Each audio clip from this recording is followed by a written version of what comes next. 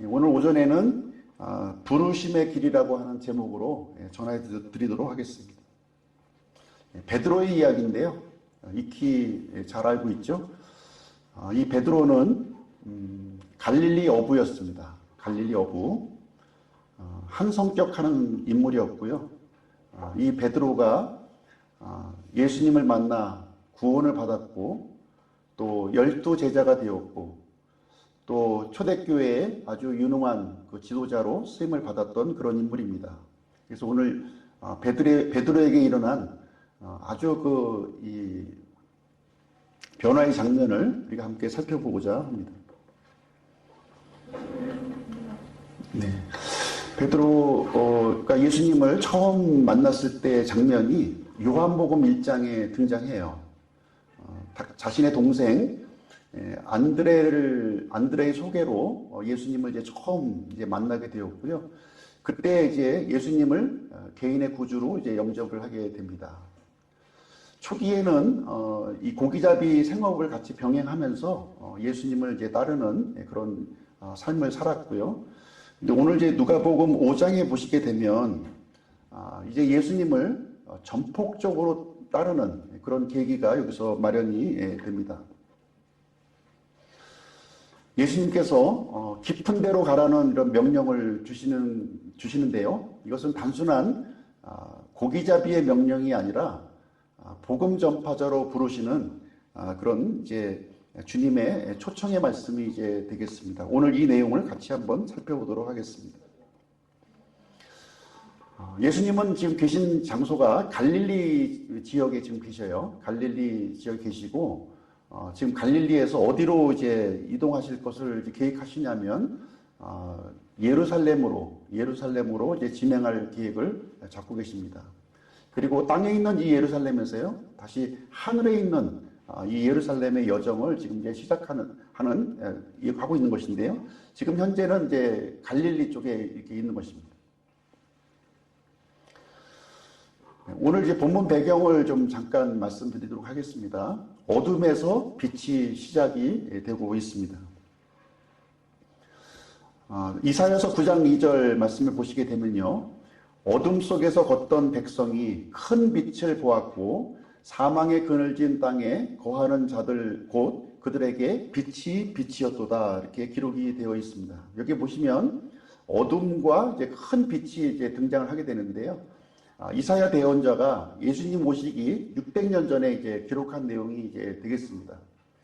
당시 그 북이스라엘은요, 아시리아에 의해서 이렇게 멸망당할 그런 위기에 처해져 있었고요.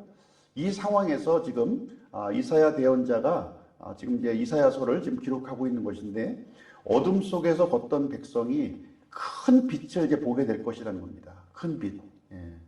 그리고 사망의 그늘진 땅에 거하는 자들 곧 그들에게 빛이었다 이렇게 얘기하고 있는데요. 이 말씀이 지금 오늘 실현되는 장면을 오늘 이제 소개하고 있는 것이 되겠습니다. 자, 갈릴리 지역을 보시게 되면요, 이 갈릴리 호수가 있는 이제 북쪽 지역을 지금 말하고 있는 것입니다. 북이스라엘이 아시리아의 침공을 받던 그런 시기가 되겠고요. 이 지역은 스불론 지파와 납달리 지파가 이렇게 배정받은 그런 땅이 이제 되겠습니다. 이 지역은 이제 북쪽에 있다 보니까 가장 먼저 이렇게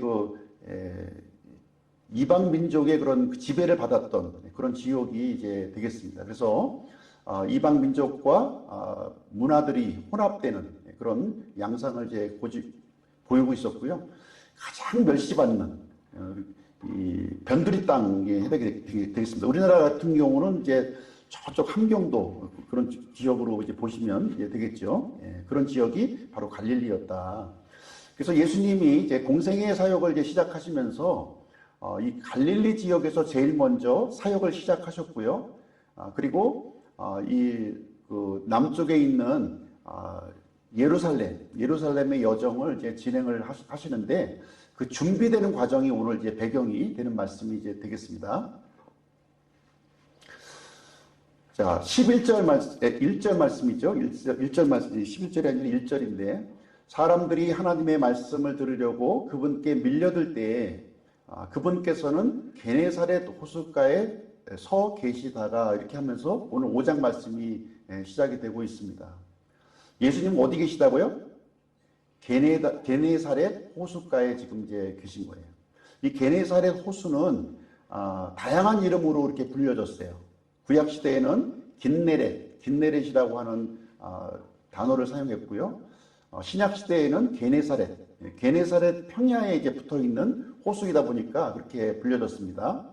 그리고 이 지역이 이제 크게 갈릴리 지역이거든요. 갈릴리에 있는 호수기 때문에 이제 보편적으로는 갈릴리 호수로 이렇게 불려졌고요.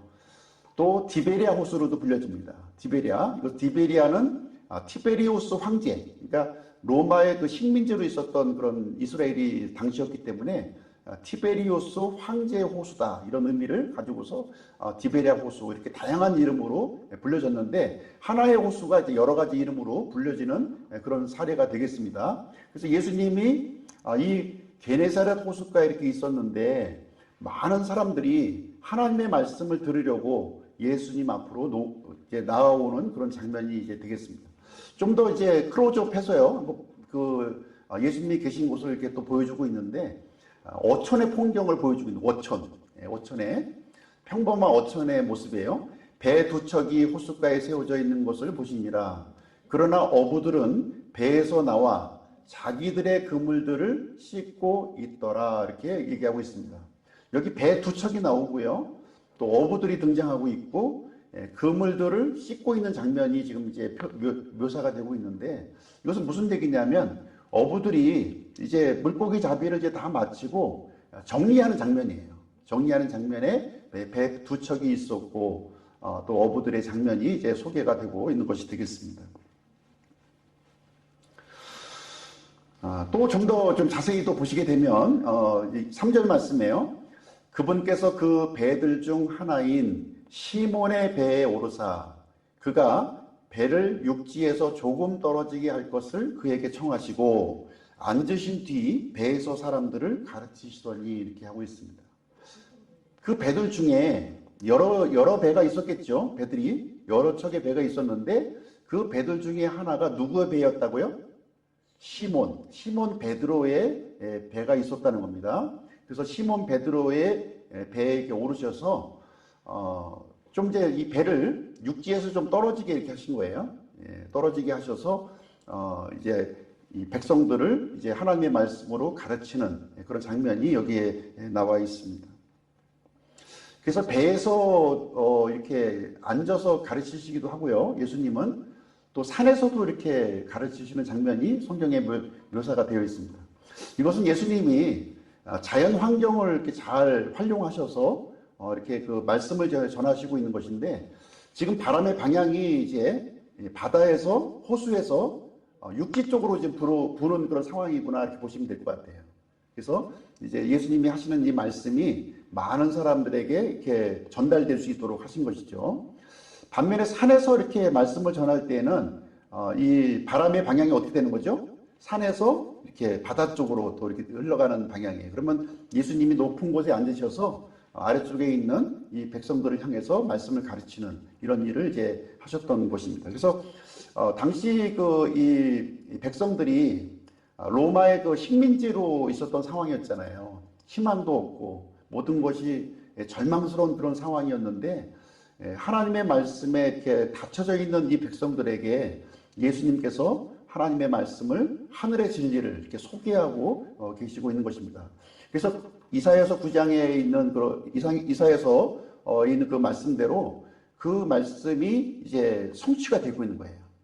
큰 빛이 되어 주셔서 빛을 어둠 속에 갇혀져 있는 이 백성들에게 빛을 이제 비춰 주시고 있는 것입니다. 오늘 이제 이 베드로와의 지금 이제 만남에 대해서 같이 한번 살펴보도록 하겠습니다. 깊은 데로 가라 하는 것입니다. 깊은 데. 물에는 깊은 곳이 있고 얕은 곳이 있죠. 얕은 곳은 내가 익숙한 곳이에요. 익숙한 곳. 그러나 깊은 곳은 익숙하지 않은 그런 장소가 되겠습니다. 때로는 예수님께서 우리의 그 경험과 생각과 완전히 다른 깊은 곳으로 가라고 하는 그런 말씀을 하실 때가 있는 것이죠.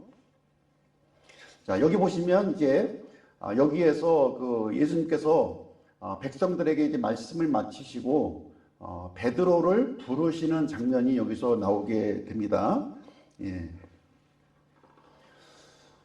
4절 말씀인데요. 베드로에게 뭐라고 이제 말씀하시냐면 깊은 데로 가서 너희 그물들을 내려 한번 끌어당기라는 명령을 하시게 됩니다. 굉장히 많은 사람들이 있었겠죠. 예수님 앞에는. 근데 그 중에서 한 사람 베드로를 지목하시고 베드로가 무엇을 하고 있었을까요? 그물을 이제 싹 씻고 있었던 거예요. 그물을 씻고 있던 이 베드로를 향해서 깊은 데로 가서 너희 그물들을 내려 한번 끌어당기라 이렇게 말씀을 해 주시게 됩니다. 예수님의 말씀이요. 이렇게 어떨 때는 이렇게 합당한 명령이 있고요. 또 어떨 때는 이렇게 황당한 명령을 이렇게 주실 때가 있는 거예요. 지금 여기 모여 있는 갈릴리 사람들은 다 알고 있어요. 뭘 알고 있냐면 지금 물고기가 나오는 때가 아니라는 거예요. 지금 물고기가 나오는 시기가 아니에요. 지금은. 그리고 깊은 데는 물고기가 없는 곳이에요. 예수님은 물고기가 움직이지 않는 그 시점에 그리고 물고기가 전혀 나올 수 없는 이 깊은 데로 가서 그물을 던지라고 지금 얘기를 하고 있습니다. 아니 그 물고기가 많이 있는 곳에 가서 그물을 내려야지 물고기가 전혀 없는 곳에 지금 이제 예수님은 그물을 내리라고 얘기하고 있습니다. 그물을 내리는 장면이요. 단순히 낚싯대 이렇게 던지는 것이 아니에요. 굉장히 많은 절차가 필요합니다. 그래서 최소한도 두 사람이 그물을 이렇게 펴가지고 이렇게 던져야 되는 것이기 때문에 많은 시간이 소요되는 것이었고요. 지금은 이제 그물을 이제 다 씻고 정리하는 이 시점에서 다시 내린다고 하는 것은 굉장히 순종하기 어려운 그런 명령이었다는 거예요. 예. 자, 성경에 보시게 되면 이렇게 하나님께서 우리 그 믿는 사람들에게요 무모한 명령을 내린 사례들이 많이 등장합니다. 예. 노아에게 방주를 제작하라 이렇게 명령하셨어요. 이때는 비가 없었던 그 시기였거든요. 비가 없었던 시기에 산에 올라가서 방주를 제작하라는 그것도 조그만 나룻배가 아니라 굉장히 큰 규모가 있는 그 방주를 제작할 것을 명령하셨고요. 또 100세 때 낳은 이삭을 번제의 헌물로 드리라고 하는 이 명령을 아브라함에게 하게 됩니다. 이거 어떻게 순종을 할 수 있어요? 예. 그리고 출애굽한 이스라엘 백성들에게는 두 가지 경로가 있었어요. 이집트를 탈출하는 두 가지 경로가 있었는데 하나는 해변길이었고요. 하나는 홍해로 가는 그런 길이었습니다. 해변길은 굉장히 편안한 길이었어요. 쉽게 갈 수 있는 그런 길이었었던 반면에 홍해로 가는 길은 이렇게 사방이 막혀 있는 앞에는 홍해가 가로막혀 있고요. 또 사방에는 이렇게 산으로 이렇게 막혀 있는 막다른 그런 길로 하나님께서 가라고 명령을 하신 겁니다. 그리고 이 가나안 땅에 처음 정복했을 때요. 여리고 성벽을 어떻게 하냐면 성벽을 돌라는 거예요. 아무 소리도 하지 말고 매일 한 바퀴씩 돌고 마지막 6번째 날은 7번째 날은 7번 돌으라고 명령을 하십니다. 말도 안 되는 이런 명령을 하신다는 겁니다. 예수님께서 또는 하나님께서요 이렇게 말도 안 되는 명령을 우리 믿는 사람에게 했을 때 우리에게 요구하는 것이 무엇인가 하는 거예요. 우리 어른들도 우리 이 자녀들에게도 이런 명령을 할 때가 있죠. 말도 안 되는 명령을 하는 거예요. 그건 뭐냐면 어떡하나 얘가 지금 이 얘기를 했을 때 어떻게 반응하는지 알아보기 위해서 말도 안 되는 명령합니다. 또 회사에서도 마찬가지예요. 이 직원이 진실된 직원인지 회사에 이렇게 참 이렇게 잘 적응할 수 있는 직원인지를 알아보기 위해서 이렇게 말도 안 되는 이런 명령을 내릴 때가 있습니다. 하나님도 마찬가지십니다. 예. 이런 말도 안 되는 명령을 할 때는요, 우리가 하나님을 향한 전적인 신뢰가 있는지, 믿음이 있는지 그것을 알아보기 위해서 그러한 명령을 하신다는 겁니다. 그리고 그것을 통해서 하나님께서는 자신의 영광을 이렇게 나타내 보여주시는데 저희가 있다는 거예요. 예, 이것을 우리가 알아야 되는 것이죠. 그래서 하나님의 부르심은요, 이렇게 우리의 이성적인 계산을 이렇게 뛰어넘는 거예요. 이성적인 계산을 뛰어넘습니다. 내가 가지고 있던 이 경험, 내가 가지고 있는 이 지식하고는 정반대의 그 내용을 하나님께서는 우리에게 요구하신다는 거예요. 아니, 내가 납득이 가고 이해갈 수 있는 명령을 하면 당연히 순종할 텐데, 납득이 안 되고 전혀 생소한 것을 하나님께서 요구하시는 때가 있다는 것이죠. 예. 그때는 하나님께서 나의 믿음을 확인하려고 하시는구나, 하나님의 영광을 나를 통해서 나타내시려고 하시는구나 하는 것을 우리가 인식해야 된다는 거예요. 이건 난 불가능해, 이런 거 내가 어떻게 하겠어 하는 것은, 그렇게 되면 이제 하나님의 그 의도와는 다르게 되는 것이죠. 자, 그래서 이 베드로를 부르시는 이 첫 단계는 뭐냐면, 말씀에 근거한 순종이 있느냐 하는 것을 보는 거예요. 우리가 하나님을 믿는다고 하지만 어떻게 믿습니까? 내가 익숙한 거, 내가 이해되는 것만 믿는다는 거예요. 이해되지 않는 것은 패스한다는 것이죠. 예. 부르심의 그 첫 번째 단계는 말씀에 근거한 순종이 대단히 필요하다는 것입니다. 베드로의 반응을 한번 볼게요. 여기 보시면 5절 말씀이요.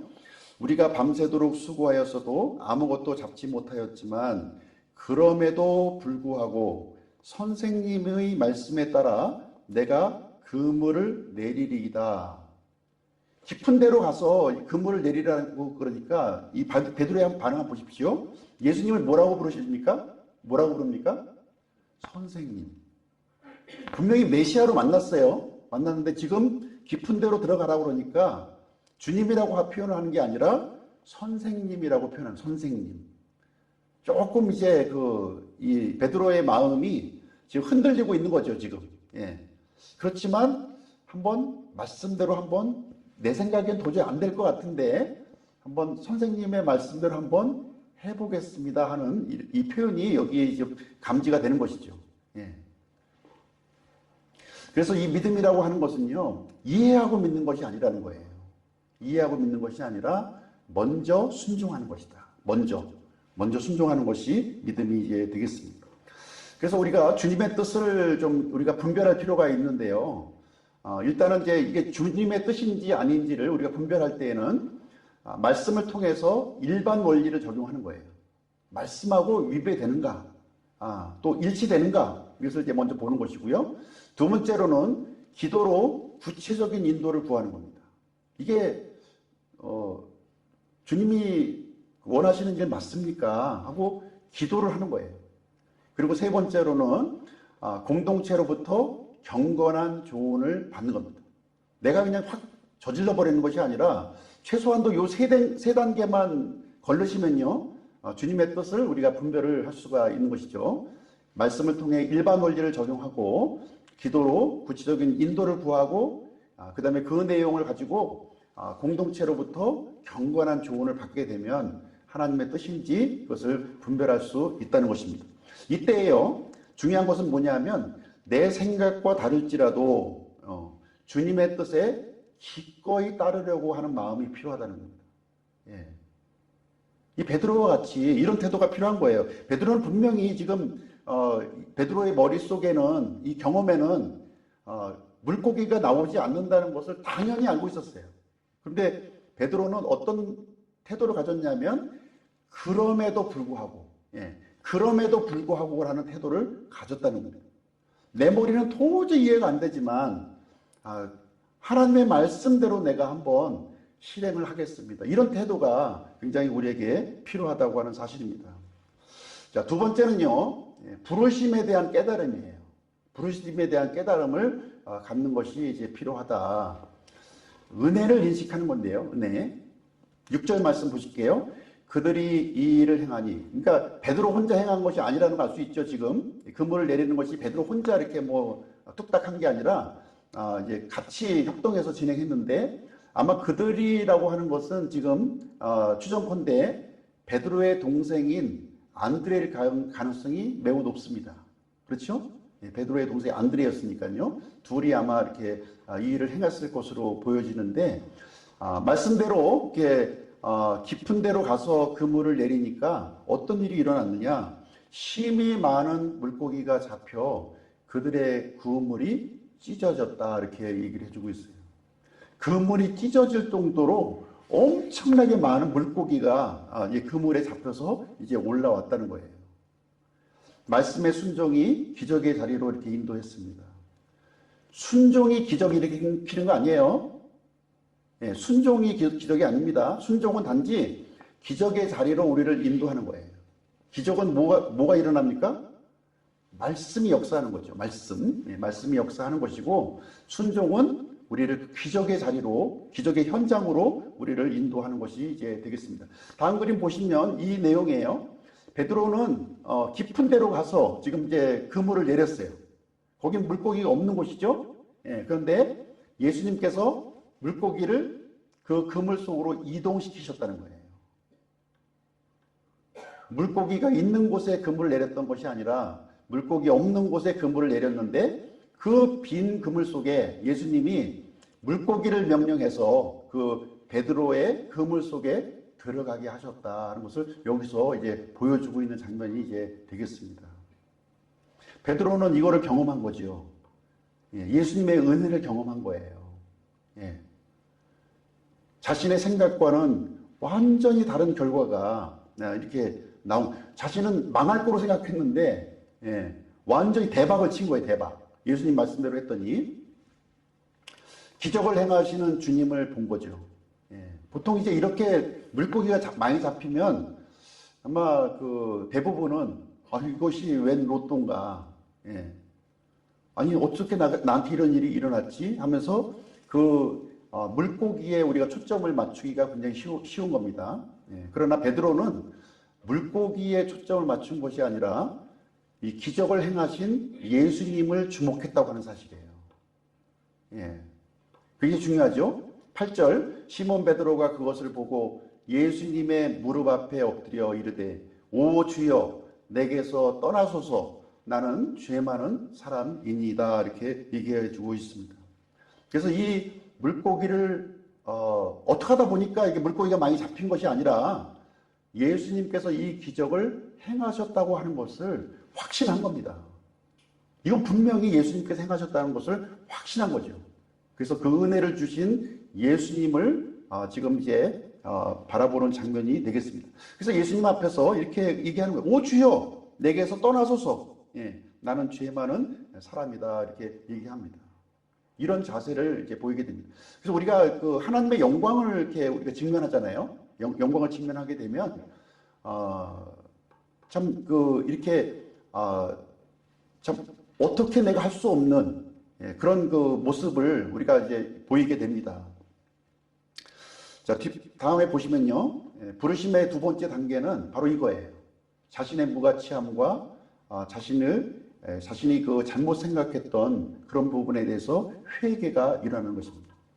우리 믿는 사람들이 그 가장 중요한 덕목이 뭐냐면 회개가 이렇게 유연해야 돼요. 회개가. 어떤 분들 보면 회개하지 않는 분들이 굉장히 많아요. 회개를. 근데 회개가 굉장히 유연해야 됩니다.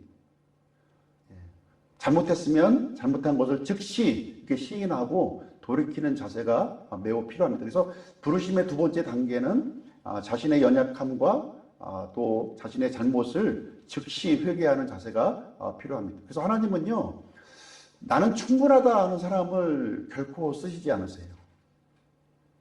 하나님께서 쓰시는 사람들을 이렇게 살펴보면요, 나는 재능이 있고, 나는 이렇게 우수한 캐리어가 있고, 나는 이렇게 많은 재능을 갖고 있다. 이렇게 자랑하는 사람은 절대로 사용하지 않습니다. 뭔가 자신이 부족하고, 뭔가 자신이 부가치하다는 것을 인식하는 사람들을 하나님께서 부르신다는 것을 여기서 우리가 발견할 수가 있습니다. 그 예를 한번 좀 살펴보도록 할게요. 하나님을 만난 사람은요, 필연적으로 자기 인식과 회개를 수반하고 있고요. 나에 대한 인식이 잘못되어 있으면 주님의 일을 하는 것이 아니라 자기 일을 한다는 거예요. 나에 대한 인식이 굉장히 중요한 거죠. 나에 대한 인식이 잘못되어 있으면 비록 그 사람이 하나님의 일을 한다고 할지라도요, 주님의 일을 하고 있는 것이 아니라 자기 일을 하고 있는 거예요, 자기 일. 예. 도둑질하고 있는 거죠, 도둑질. 예, 도둑질을 하고 있는 겁니다. 예를 들어서 볼게요. 모세 같은 경우, 하나님을 직면했을 때 나오는 고백입니다. 모세가 주께 이르되, 오 내 주여, 나는 말에 능하지 못하니이다. 지금까지도 그러하였고, 주께서 주의 종에게 말씀하신 이후에도 그러하였사오니, 나는 말이 느리고 혀가 둔하나이다. 이렇게 고백합니다. 모세는 이집트의 왕자였어요. 왕가의 교육을 받았던 또 용사 중에 용사였습니다. 이분이 하나님을 이렇게 직접 대면했을 때 이런 표현을 여기서 하는 것을 볼 수가 있습니다. 다음이요. 이사야도 마찬가지죠. 이사야도 보시게 되면 하늘 왕좌에 있는 하나님의 영광을 보는 순간 이 이사야의 고백이 되겠습니다. 내게 화가 있도다. 내가 망하게 되었도다. 이는 내가 입술이 부정한 사람이며 또 내가 입술이 부정한 백성의 한가운데 거하면서 내 눈이 왕 곧 군대들의 주를 보았기 때문이더라. 이사야는요, 왕궁에서 대원자의 역할을 했던 굉장히 고위 관료예요. 그럼에도 불구하고 하나님의 영광을 대면하는 순간 이런 고백을, 이렇게 겸손한 고백을 하고 있다는 것입니다. 다음이요. 예레미야도 마찬가지예요. 예레미야도 이 하나님의 임재를 대면하는 순간 그때에 내가 이르되 주 하나님이여 보소서 나는 아이라 말을 할 수 없나이다. 말할 수 없는 사람이 어디 있어요? 다 말하죠. 그런 하나님 앞에서 이 자신의 부족함과 연약함을 고백하게 되는 것이고, 하나님은 이런 사람들을 공통적으로 사용하시고 있구나. 내가 잘났구나. 내가 이렇게 뛰어나구나. 나 같은 사람이 아니면 하나님의 일을 할 사람이 누가 있어? 나 같은 사람이 해야지. 이런 사람은 절대로 사용하지 않으신다. 설사 그런 사람이 하나님의 일을 한다 한들 그건 하나님의 일을 하는 것이 아니라 자기의 일을 하는 거예요. 자기를 높이고 뭔가 하나님을 이용해서 이렇게 어떤 불의의 어떤 그 삭을 얻으려고 하는 그런 목적을 하는 것이지 순수하게 하나님을 높이는 것이 아니라는 것을 우리는 분별할 수 있어야 되는 겁니다. 나 잘났어 하는 사람들 조심하셔야 되는 거예요. 하나님께서 부르시는 사람들은요, 이렇게 나는 부족하다.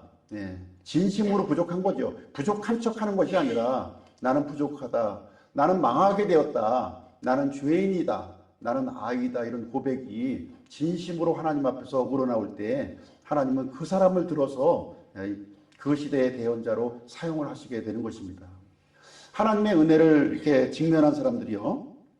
하나님의 은혜를 직면한 사람만이 이런 고백을 이렇게 하게 된다고 하는 사실입니다.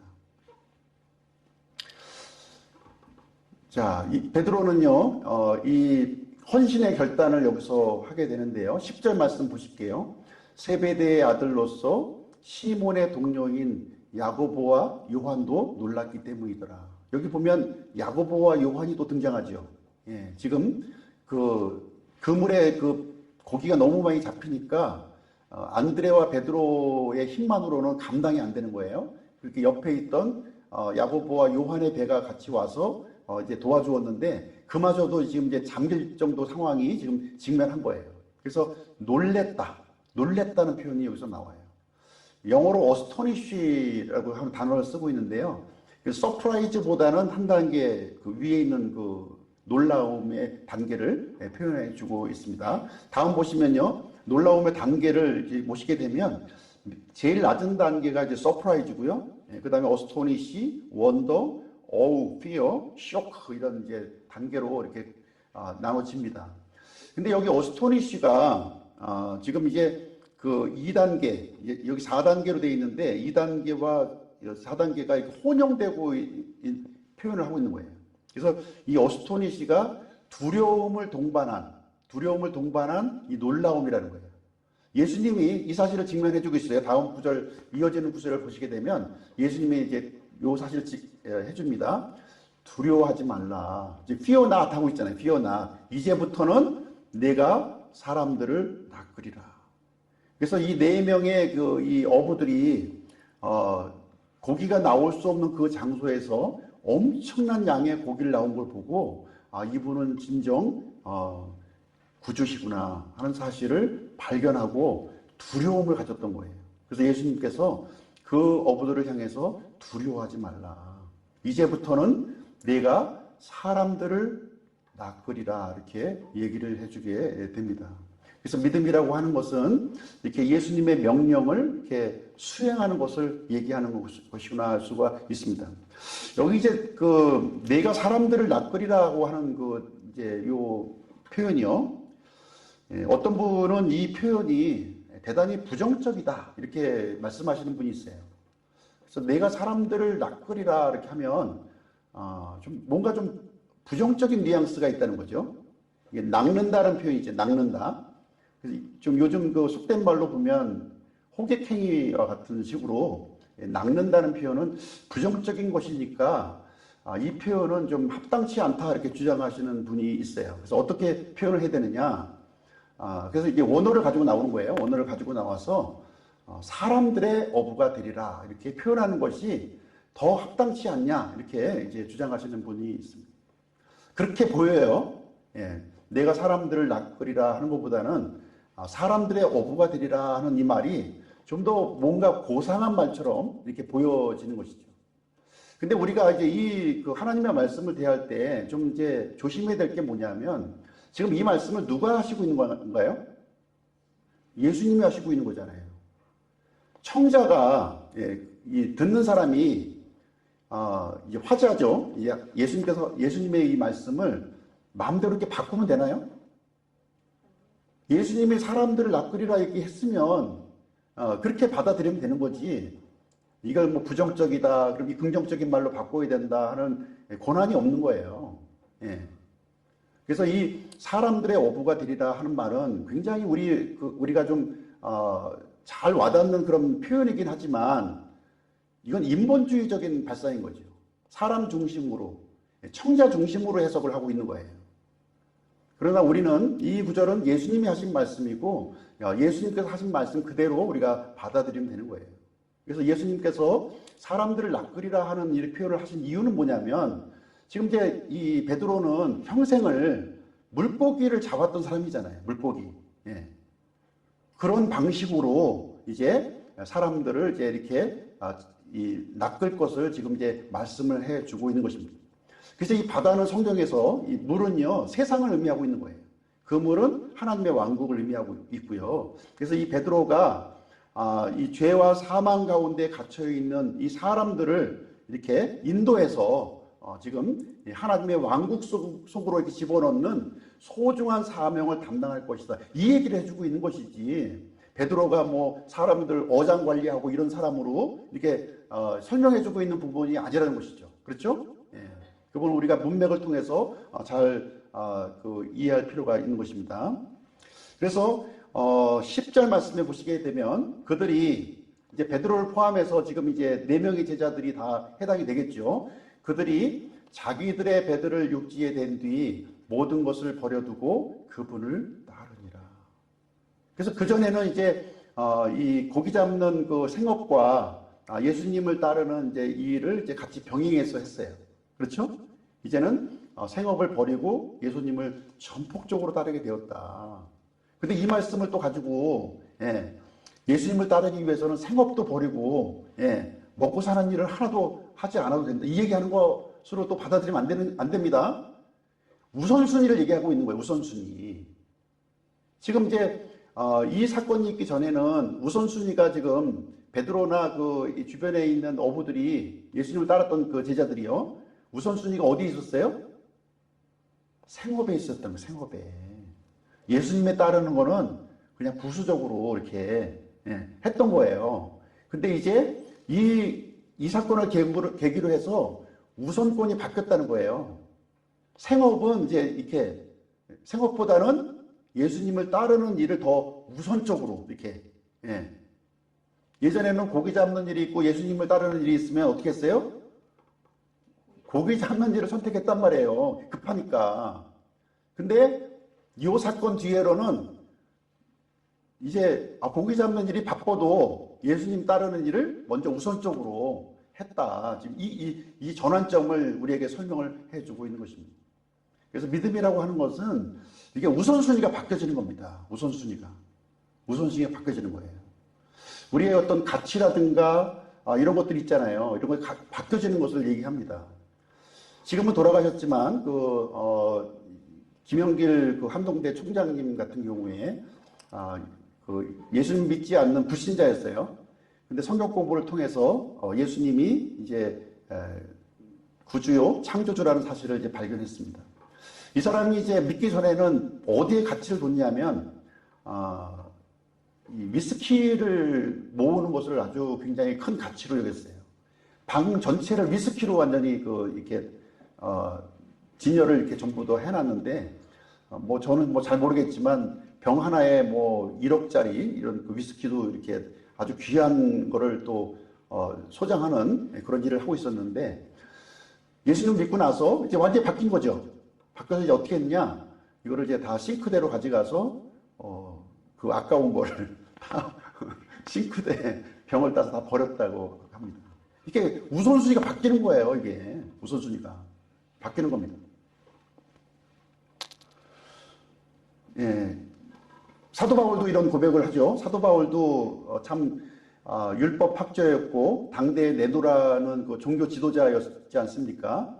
근데 이제 다마스커스로 가는 중에 예수 그리스도를 만난 거예요. 그러면서 인생의 우선순위가 완전히 바뀐 거예요. 예, 유대교에서 이 교회로 바뀐 겁니다. 그래서 이런 표현을 하는 거죠. 참으로 확실히 모든 것을 손실로 여기나니 이는 그리스도 예수 내주를 아는 지식이 가장 뛰어나기 때문이라. 예수님의 이 가치를 발견하는 순간 우선순위가 확 바뀌어버린 거예요. 그동안에 내가 중요하게 여겼던 거 다 손실로 여기고 배설물로 여기고 예수 그리스도를 붙잡는 인생으로 완전히 바뀌어지게 되었습니다. 예수님께서 이제 이 제자들의 그 준비 과정을 거치고요. 이제 예루살렘 쪽으로 이제 가는 여정이 이제 이어지게 되는데요. 지금 이제 누가복음 6장에 보시면 12제자들이 다 나열이 돼요. 그 중에서 이제 베드로를 대표적으로 지금 설명해 주고 있는 내용이 되겠습니다. 자, 적용 포인트 한번 보시도록 하겠습니다. 베드로는 그럼 누구를 예표하느냐? 베드로는 특별한 사람이 아니에요. 사실 우리가 보기에 굉장히 만만한 사람이 베드로입니다. 어부야. 물고기 잡는 일에 잔뼈가 굵은 사람이에요. 그리고 성격도 매우 급해. 그리고 덤벙덤벙 되는 거예요. 근데 하나님께서 이런 사람을 구원해 주시고, 또 12제자로 삼아 주시고, 아주 그 위대한 지도자로 삼아 주셨다고 하는 사실입니다. 그렇죠? 베드로가 이렇게 쓰임 받고 부르심을 받았다면 이 세상에 부름 받지 못할 사람 아무도 없는 거죠. 특별한 사람이 이렇게 사역자가 되는 것이 아니라는 거예요. 누구든지 베드로와 같이 이런 반응을 보였을 때 우리는 쓰임을 받을 수 있다는 사실을 보여주고 있습니다. 그래서 베드로는 이렇게 참 무식한 사람이었지만 베드로 전후서를 또 기록할 정도로 성경을 기록할 정도로 이렇게 아주 말씀의 사람으로 나중에 변모한 것을 볼 수가 있습니다.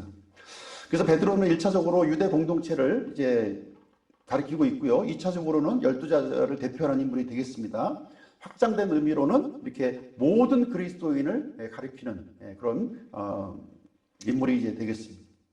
그래서 예수님의 부르심이라고 하는 것은 특별한 사람만 이렇게 앞에서 말씀 전하고 좀 열등하고 좀 이렇게 못 배운 사람이 말씀을 듣고 하는 것이 아니라는 거예요. 누구든지 이 말씀에 붙잡혀 있는 사람이라면, 그리스도에게 붙잡힌 사람이라면 하나님의 말씀을 들고 그걸 전할 수가 있다는 거예요. 자, 부르심의 4단계 여기 보시게 되면요. 말씀에 대한 순종이 있어야 되고요. 받은 은혜를 기억해야 돼요. 받은 은혜. 그리고 순종에 대한 결단과 그리고 예수 그리스도를 최상가치로 여겼을 때 하나님은 그 사람을 들어서 당대의 그런 섬기는 사람으로 사용하신다는 것을 우리에게 말씀을 해주고 있는 것이 되겠습니다. 그래서 믿음이라고 하는 것은 그리스도를 필사적으로 붙잡는 거예요. 이게 생존의 문제입니다. 생존. 그 원숭이가 보면 이 새끼가요, 엄마 원숭이에 꼭 달라붙어 있는 거예요. 예, 나무를 타고 막 움직여도 더 그럴수록 더 움켜쥐고 잡는, 그게 사는 길이니까. 그렇지 않으면 이게 뭐 땅바닥에 떨어져서 죽을 수밖에 없는 거죠. 살기 위해서. 우리도 마찬가지예요. 예수 그리스도를 필사적으로 청폭적으로 붙잡는 것이 바로 이제 우리의 믿음인 것이고, 그러한 믿음을 가진 사람들을 하나님께서는 사용하신다는 거예요. 어떤 방식으로든 사용하신다는 거예요.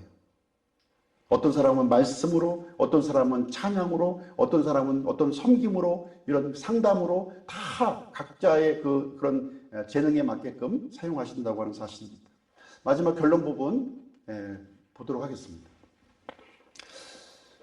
이 부르심의 길이라고 하는 것은 특별한 게 아니에요. 특별한 게 아니고 내 고집, 내 경험을 버리고 말씀을 선택하고 실행하는 겁니다.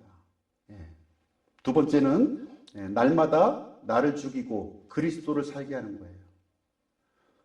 내가 죽어야 돼. 내가 죽어야지 주님의 일을 하는 겁니다. 내가 살아있으면 내일 하는 거예요, 내일. 그래서 내가 매일 죽는 연습이 필요하고요. 그리스도를 살게 할 필요가 있는 것입니다. 삶의 우선순위를 예수님으로 삼는 것입니다. 예수님을 우선순위로 삼지 않는 사람을 예수님이 사용할 수 있겠습니까? 사용할 수 없는 거예요. 그래서 깊은 데로 가라, 깊은 데로 가라는 말씀을 우리에게 말씀해 주고 있습니다. 예수님의 부르심은 영광스러운 꽃방석이 있는 자리가 아니에요. 예루살렘으로 가는 그 여정을 얘기하고 있는 것이고요.